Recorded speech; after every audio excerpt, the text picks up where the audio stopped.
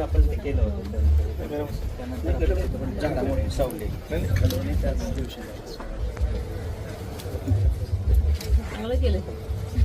Red stone मध्ये आपल्या art कॉलेजच्या मुलांनी पंथी तयार केले जांभळा. हो छान केलं. तसंच त्या ह्याच आता तिथे प्लॅन करतो.